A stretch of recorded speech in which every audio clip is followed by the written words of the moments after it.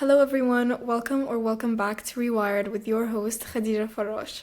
For those of you just joining us, this podcast is all about differentiating between fact and fiction through exploring our teenage minds and psychology. Now I don't want to spoil the rest of the episode, so I want you all to sit back, relax, and enjoy.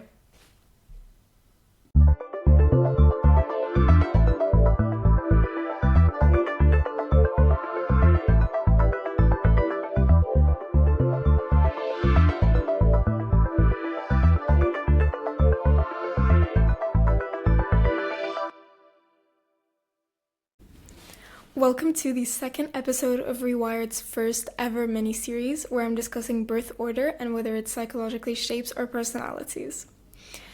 If you haven't listened to the first episode of the series, I recommend you do. It provides a lot of background information and context, and it would be nice to listen in order. If you have, thank you so much for keeping the journey going, and I just want to disclaim I may be repeating some context for those who started with this episode, so I recommend you guys skip ahead by about 3 minutes since it's a lot of stuff that I already discussed in the first episode of this series. There may also be some repetition in terms of conceptual information, but I suppose that's better for learning. Now, I just want to let you guys know, for this mini-series, I wanted to keep each episode short, sweet, and concise. This means I probably won't be going into too much detail, but I have linked the papers I've discussed down below if you guys want to do some deeper research. Birth order is almost universally thought to determine how intelligent, nice, responsible, sociable, or open to new experiences we are, essentially our personalities, especially in pop psychology. This theme has been widely discussed amongst the general public outside of the scientific community, and for this reason, a lot of one-size-fits-all stereotypes have been established about each category in the birth order. So, oldest children are often stereotyped as perfectionists, serious, dominant. People may see middle children to be neglected or overlooked, youngest children outgoing or attention-seeking, and only children as socially inflexible or spoiled. It's important to remember that these stereotypes are often oversimplified and don't accurately reflect the diverse range of personalities within each birth order category. Individual experiences, parenting styles, and cultural factors play significant roles in shaping personality development. Now, I wanted to ask you, are these stereotypes true or anywhere near the truth? And does birth order even minorly affect personality in general? Well, 2 major papers have emerged within this subfield of psychology, which I will link below, to show that birth order has little to no substantive effect on personality. The first, titled The Association of Birth Order with Personality and Intelligence in a Representative Sample of U.S. High School Students, tested a huge sample to analyze the relation between birth order and personality in a between-family design, and the average effect was equal to a correlation of 0.02. Just to clarify, a between-family study design compares the personality traits of unrelated people who have different birth ranks. In the second paper, titled Examining the Effects of Birth Order on Personality, they investigated the link between birth order and personality in 3 large samples from Great Britain, the United States, and Germany, using both between and within family designs. To clarify again, within family designs examine personality ratings from sibling pairs, parents, peers, so people who have relation to each other in a way, in contrast to the between family design, which compares the traits of unrelated people. So that's between family designs and within family designs. The results of this test showed that birth order had no effect on all aspects of personality, with the exception of intelligence and self-reported intellect. When it came to intelligence, firstborns were recorded to have slightly higher scores. And no, guys, I promise I'm not just saying that because I'm a firstborn. So when looking at these 2 studies, it can be said that birth order has little to no substantive relation to personality trait development, and only a minor relation to the development of your intelligence. So it's a win for the eldest children.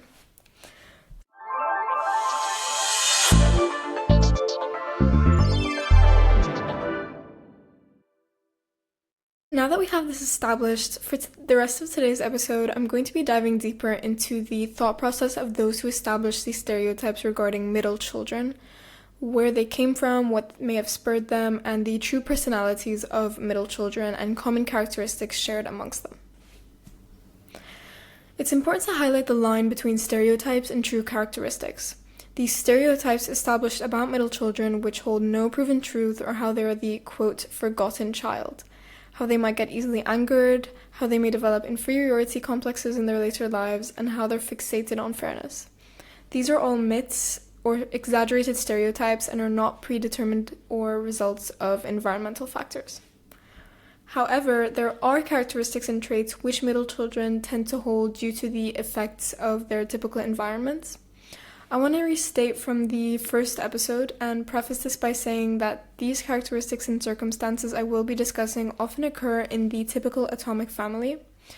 There are some factors which may skew the appearance of these characteristics, such as large gaps between siblings' ages, or increased or decreased parental involvement in family dynamics, etc. So I want you guys to keep that in mind for the rest of today's episode. Once again, referencing back to the first episode of the series, I want to discuss the nature versus nurture scientific debate and its relation to birth order and personality trait development. So in simple terms, nature refers to the biological or genetic predispositions that impact the traits of a person, whether this be physical traits, emotional traits, intellectual traits, etc. And nature describes the influence of learning and environment on these traits, such as parenting styles, personal traumas and experiences, and cultural and ethnic factors. So when it comes to birth order and the establishment of these stereotypes, nurture plays a significant role. For middle children, family size and dynamics are major factors which influence the outcomes of their personalities, traits, and tendencies.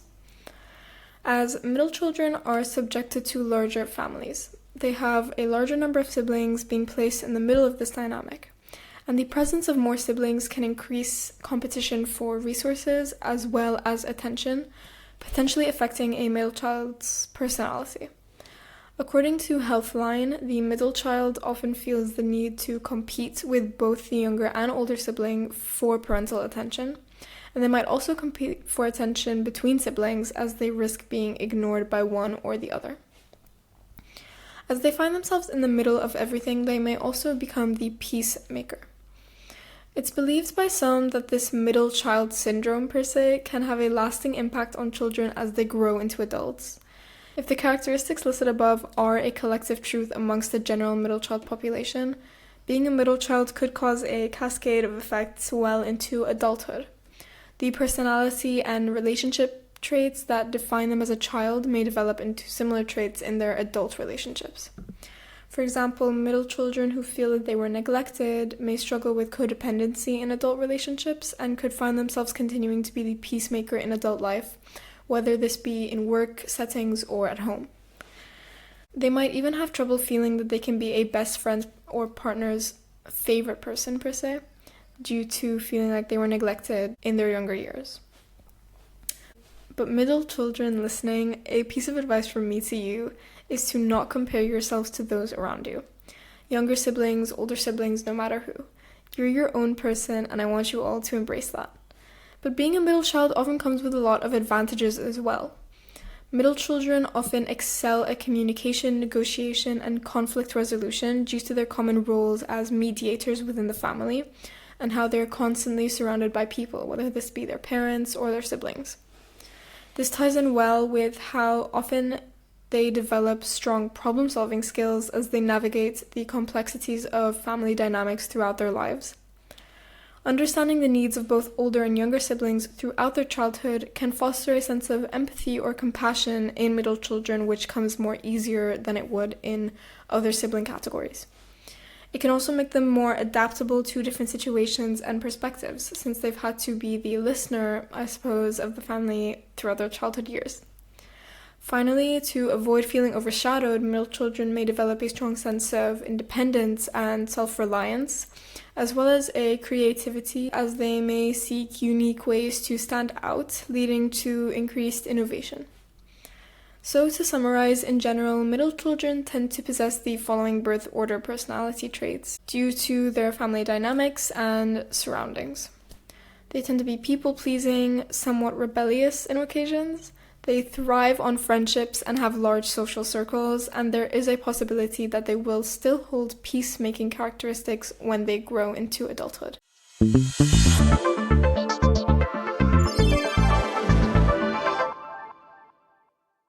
Now, like I said in episode 1 of this series, at the end of each episode, I wanted to introduce a segment where I highlight the emotional impacts of these characteristics on each birth order category and give you guys some advice on how to lead a better life for your mental health and well-beings as middle children. So as a middle child, you might sometimes feel like you're caught between the oldest sibling's leadership and the youngest sibling's charm. This can sometimes lead to feelings of being overlooked or out of place. But I want you guys to remember that everyone has a unique role to play within the family dynamic.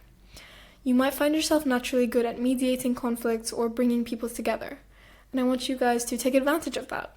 Don't be afraid to embrace your role as the peacemaker and use your skills to create a positive atmosphere within your family and your social circles outside of your household. Even though you might feel like you're in the middle, you have your own special qualities and talents that make you unique. It's important that you embrace your individuality rather than defining yourself as somebody else's sibling.